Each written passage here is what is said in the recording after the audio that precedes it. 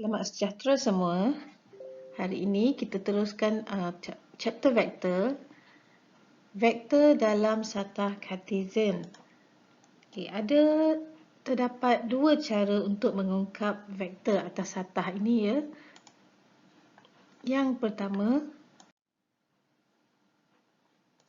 kita tulis x I ada underline bawah tambah y j ada underline bawah.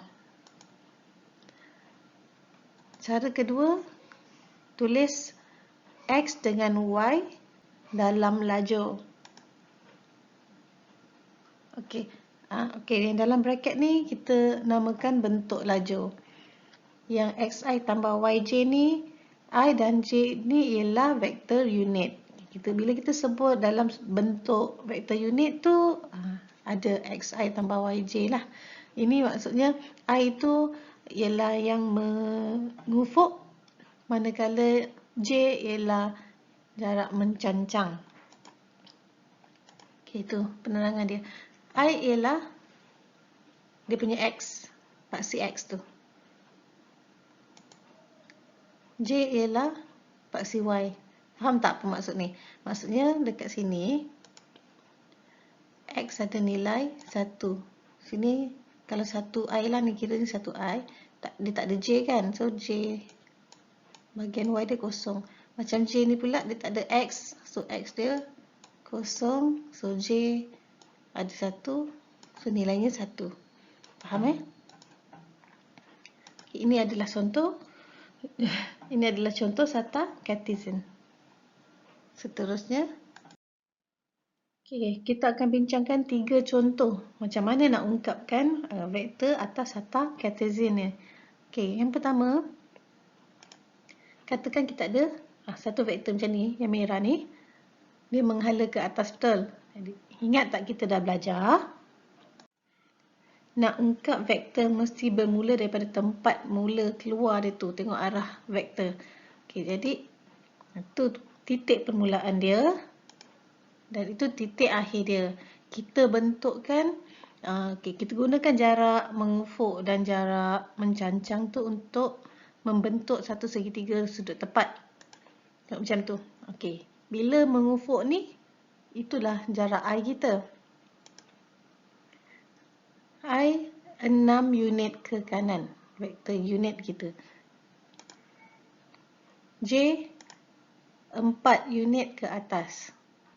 Jadi dia menghala ke arah positif tu tak? Kanan adalah positif, atas pun positif. Jadi macam mana kita nak ungkap vektor kita? Macam tu. 6I ke kanan tadi tambah 4J ke atas. Tambah sebab ke atas tu positif. Atau dalam bentuk lajur kita buat X kita yang ni. Ni X kan, paksi X. 6X kita. Y paksi Y kita 4. 6, 4. Dia samalah ni. Ni X. Ni Y. Faham? Seterusnya, contoh kedua. Kita ada vektor tu menurun pula. Kat mana mula kita punya vektor? Itu mula dan ujung dia akhir. Macam mana tu?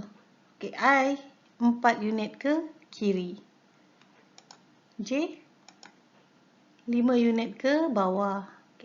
Jadi ke kiri dengan ke bawah adalah pergerakan negatif. Kanan positif, kiri negatif. Atas dengan bawah pula, atas positif, bawah negatif. Jadi macam mana kita nak tulis vektor unit kita? Tentu, negatif 4I tolak 5J. Kalau dalam bentuk lajur, negatif 4, negatif 5. Satu lagi contoh. Kalau vektor tu macam tu pula, tak ada condong-condong, langsung dia straight je. Dia selari dengan paksi X. Macam mana kita nak tulis? Sekarang ni, Vektor kita cuma mengarah ke arah kanan, mengufuk 6 unit. So, I 6 unit ke kanan. Tak ada pergerakan mencancang. Jadi, vektor kita ialah just 6I. Kalau dalam bentuk lajur, 6, kosong. Sebab tak ada bergerak ke atas atau ke bawah. Faham ya? Okey, satu lagi contoh cikgu bagi. Okay, bonus. Kalau macam ni pula, selari dengan paksi Y. Okay, macam condition vektor kita ni. Kita tengok arrow dia pergi ke bawah. Betul. Kalau ke bawah maksudnya, kita kira pula berapa unit. Dia turun ke bawah tu. 5 unit ke bawah. Lepas tu pergerakan dia paksi selari dengan paksi Y je. Jadi J lah. Negatif 5J. Atas untuk bentuk lajur, atas kosong, bawah negatif 5. Faham Senang aja. Okey, sebenarnya setiap titik atas sata Cartesian ni datang daripada asalan. Okay, tengok contoh. Atas sata ada 2 titik. A, koordinat dia 2, 5. B, koordinatnya 5, 1. Okay. Kita ada vektor A, B. Bila kita sambungkan 2 titik ni menjadi vektor AB, betul? Okay. Sebenarnya, A ialah OA. 2I, 5J. Sebab ni, dia 2 unit ke kanan, 5 unit ke atas. Itulah OA kita. Seterusnya, B sebenarnya OB. 5 unit ke kanan, 1 unit ke atas. Jadi 5I tambah J. Maka vektor AB kita sebenarnya ialah AO tambah OB. Yang ni kita dah belajar pada slide yang lepas. Bila kita kata AO ialah negatif kepada OA. Yang OB ni tetap sama. Lepas tu, kita masukkan je nilai. Sama dengan negatif 2I tambah 5J tu dalam bracket. Tambah 5I tambah J. Okay. Ini jangan lupa Ini jadi negatif 2. Ini jadi negatif 5. Negatif 2 tambah 5 jadi jangan keliru pula ini. Negatif 2I tambah 5I sama dengan 3I. Ini negatif 5J tambah J. Jadi negatif 4. Tu. Okey. Ini cara pertama, cara vektor unit. Cara kedua, tetap AO tambah OB lah kan. Tapi cikgu kira guna lajur, bentuk lajur. Sebenarnya cikgu prefer bentuk lajur sebab lebih mudah nampak. Bila AO, kita tengok AO ialah negatif OA, betul? Ini 2, ini 5. Bila masukkan dalam bracket, terbalikkan dia lah. Ini jadi negatif 2, ini jadi negatif 5. Senang je. Tambah OB. OB kita memang 5 dengan 1. So, masuk je 5, 1. Dan direct saja kita nak kira ini. Atas dengan atas, bawah dengan bawah. Jadi ialah negatif 2 tambah 5 dapat 3. Negatif 5 tambah 1 dapat negatif 4. Bila kita dah dapat dalam bentuk lajur ni, kita nak tukar balik ke ni pun senang. Vektor unit. 3I tolak 4J. Betul tak? Ini cara kedua. Kita semak kalau dalam cara bentuk segitiga yang kita buat tadi. Okey. Jarak mengufuk 4 unit, 3 unit ke kanan. Nampak tu? Yang hijau ni. Oops. Ini Okey, seterusnya 4 unit ke bawah. Jadi ke kanan adalah positif 3, ke bawah ialah negatif. So negatif 4. Okey, boleh faham? Contoh soalan diberi, kita ada 3 titik di situ. A 25, B 63 dan C 5 negatif 2. Okey. Nampak? Dan O ialah titik asalan. Ungkapkan OA, OB, OC dan AC. Okey. Mari kita buat sama-sama. OA 2I tambah 5J.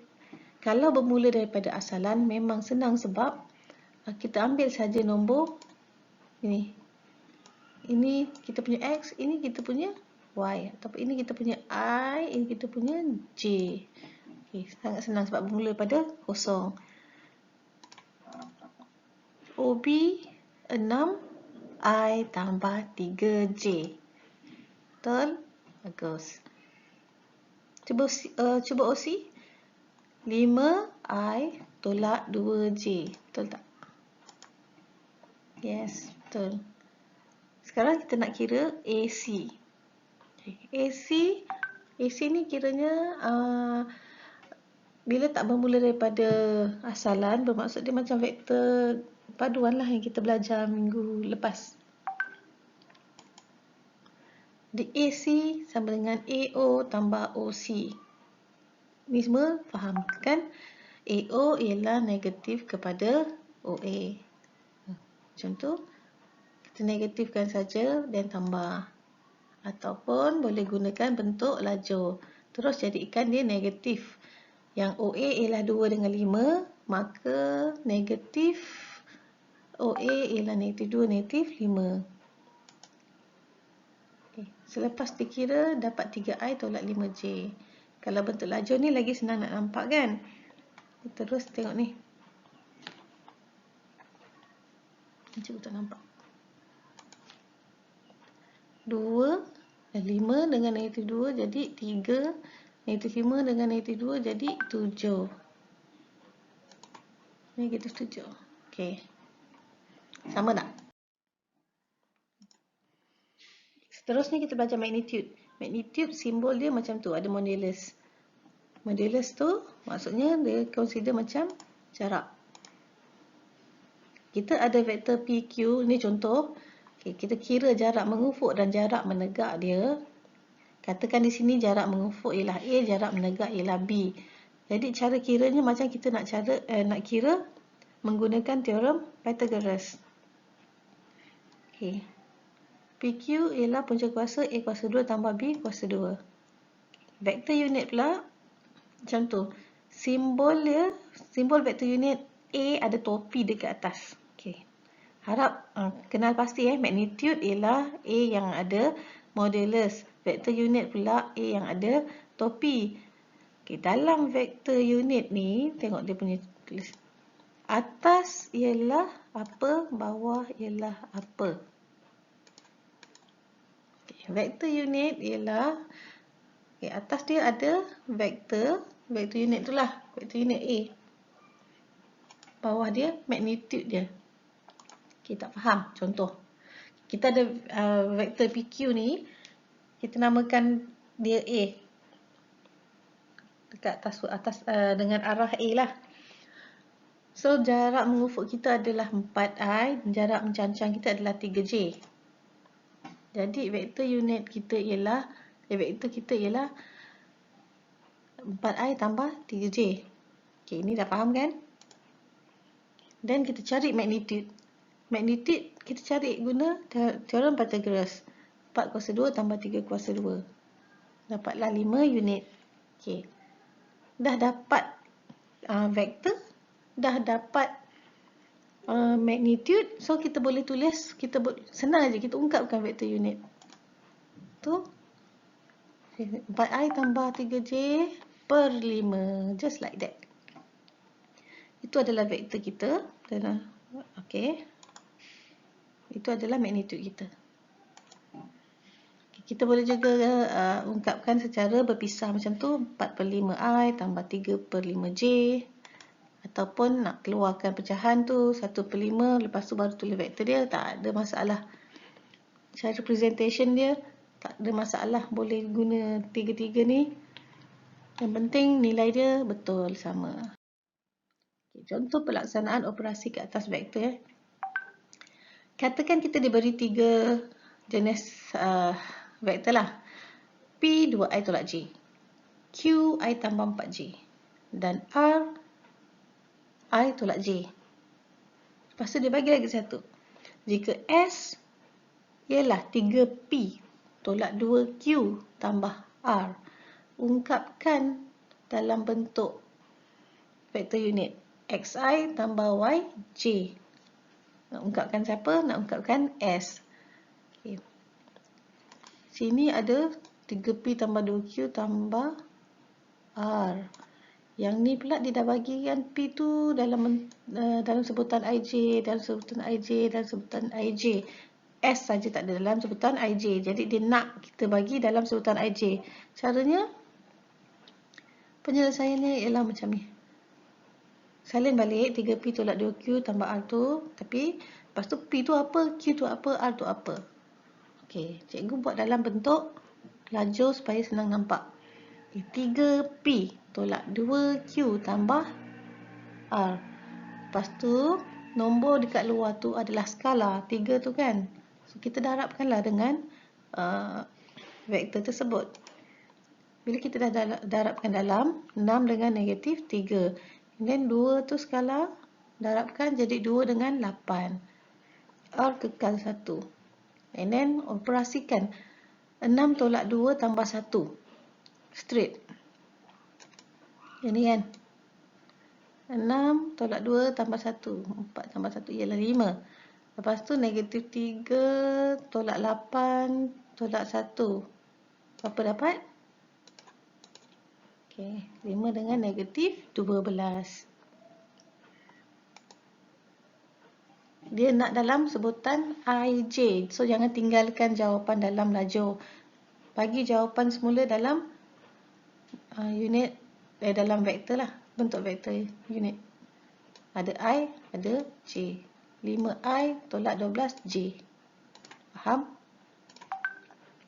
Vektor unit dalam arah S. Okey, vektor unit, ingat atas dia vektor, bawah dia magnitude. So sekarang kita dia nak S, kita dah ada vektor S. Ini. Betul. Vektor S kita dah ada, so janganlah kira lagi. Kita kira sekarang ialah kira magnitude. Okey, magnitude S ialah 5 kuasa 2 tambah negatif 12 kuasa 2.